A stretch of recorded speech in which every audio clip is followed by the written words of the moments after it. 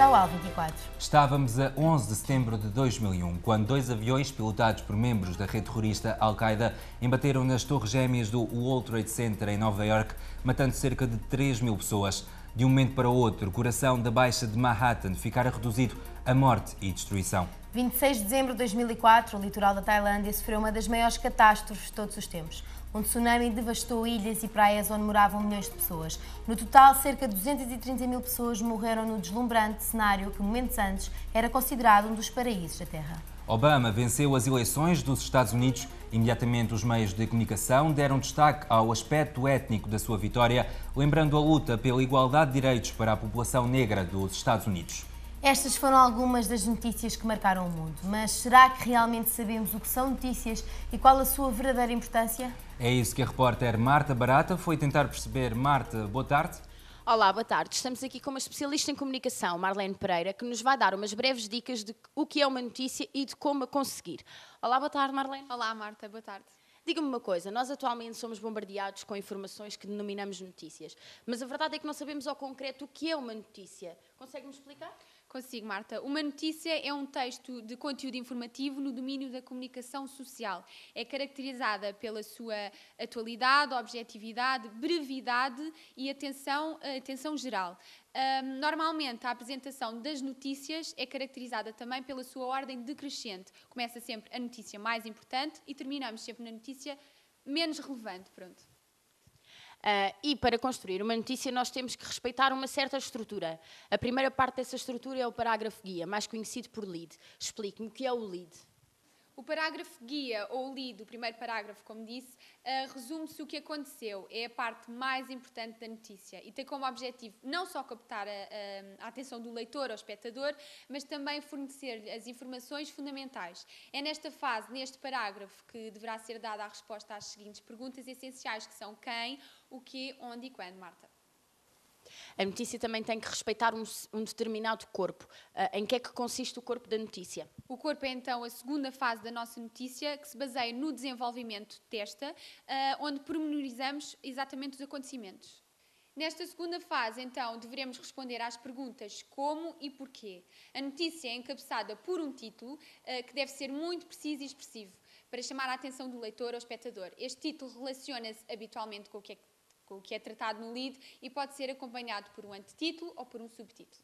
Para construir uma notícia também temos que respeitar certas características linguísticas. Quais são elas? A linguagem a utilizar deve ser muito mais cuidada. Na notícia deve sempre respeitar alguns princípios. Deve ser simples, clara, concisa, acessível, utilizando sempre um vocabulário corrente e frases bastante curtas. Recorre prioritariamente ao nome e ao verbo, isso é muito importante, evitando sobretudo os adjetivos valorativos. Também deve usar especialmente frases do tipo declarativo.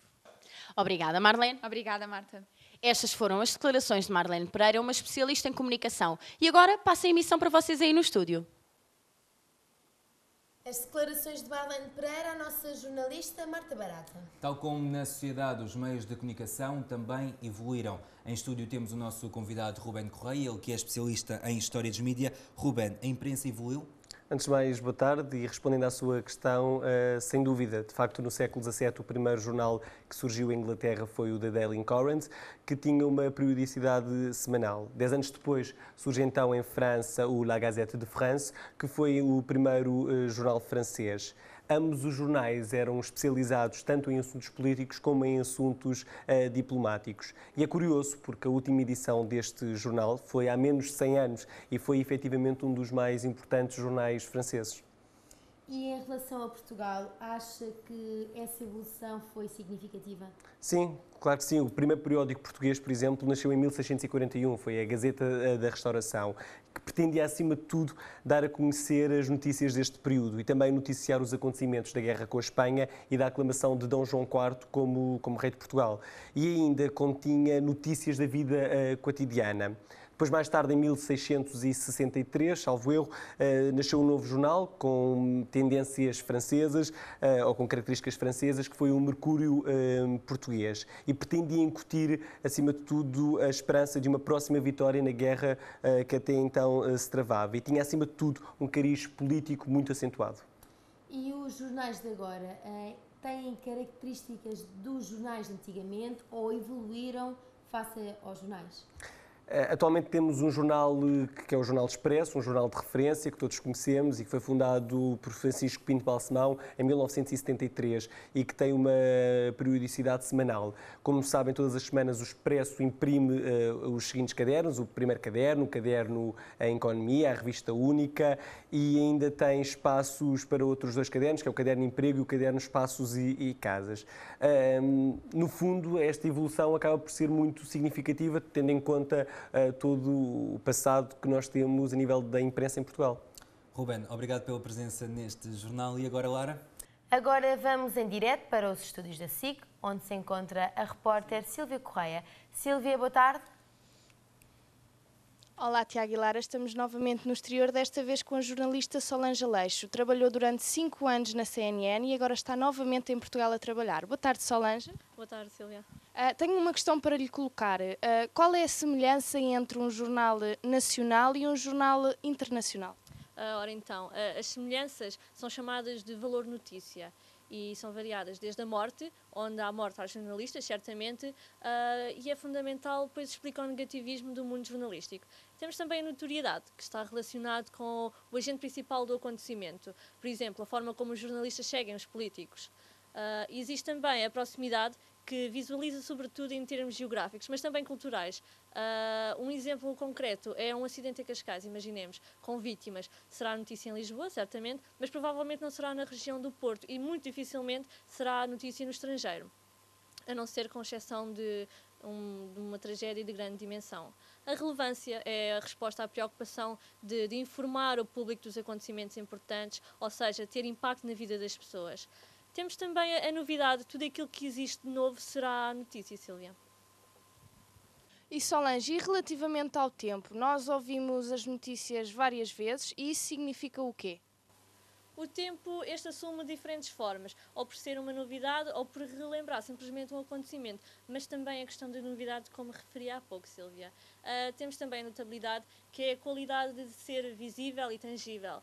Depois, dentro da notabilidade, podemos encontrar outros pontos. A quantidade de pessoas que um acontecimento envolve, a imersão, que é o contrário do normal, o insólito, a falha, algo que é por defeito o excesso ou a escassez, e temos o exemplo da seca, atualmente em Portugal também.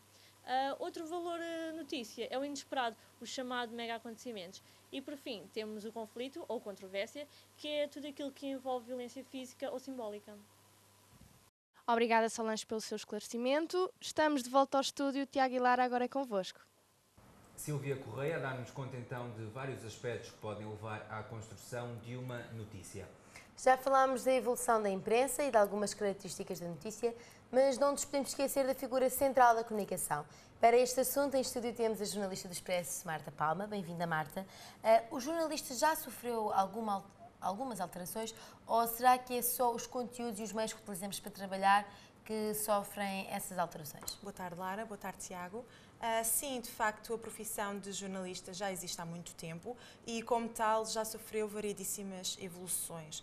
Inicialmente, e só para terem um bocadinho a noção, os jornalistas eram chamados de barbos viajantes, que produziam e levavam até às cortes correspondências vindas de príncipes. Com o passar do tempo, os jornalistas começaram a perceber-se que existem um conjunto de características que são importantes para o exercício da sua própria profissão de jornalista.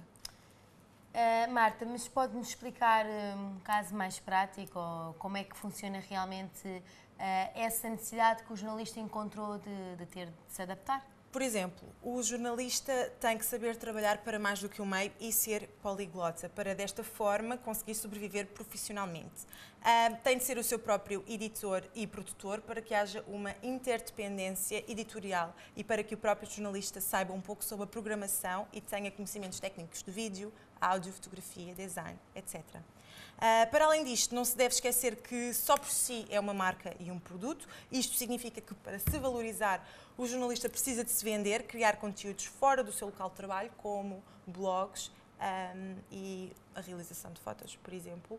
Ou seja, precisa de ser bom em várias valências hoje em dia. Já falámos um bocadinho sobre isso, já dissemos que o jornalista evoluiu, mas há aspectos que não mudam na prática jornalística? Sim, de facto há aspectos que não mudam. O jornalista continua a ser um profissional especializado na recolha de informação e criação e a própria gestão dessa mesma informação, continua a trabalhar para a sociedade, continua a ser um curioso, por natureza, obviamente, à procura de saber mais sobre aquilo que acontece, e continua a ser o primeiro que garante a liberdade de expressão e informação, obviamente, e, claro, não podia deixar de ser, continua a ser um alvo.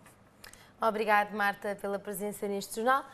Quanto a nós, regressamos brevemente. Aqui, todos os dias, o país e o mundo. Até breve.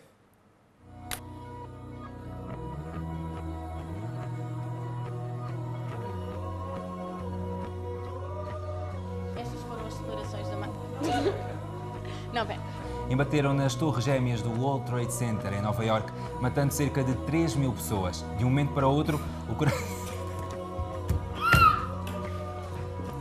É que assim, eu não posso ligar este tempo todo ao Tiago. Ele devia estar a ser focado. Olhas para a câmara, não Não, certo, me dá vontade de rir. No Solange Leixo, uma jornalista muito conceituada, trabalhou durante 5 anos.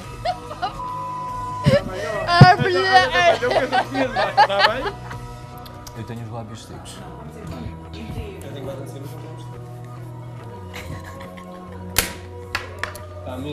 Jornalista muito conceituada, esteve 5 anos no BBC. BBC Vida Selvagem! Também acho. BBC Vida Selvagem! Que é uma vida. Primeiro que não gosto de dividir protagonismo. Depois há 23 meses para gravar. Primeiro que não gosto de dividir protagonismo. Depois há 23 meses para gravar.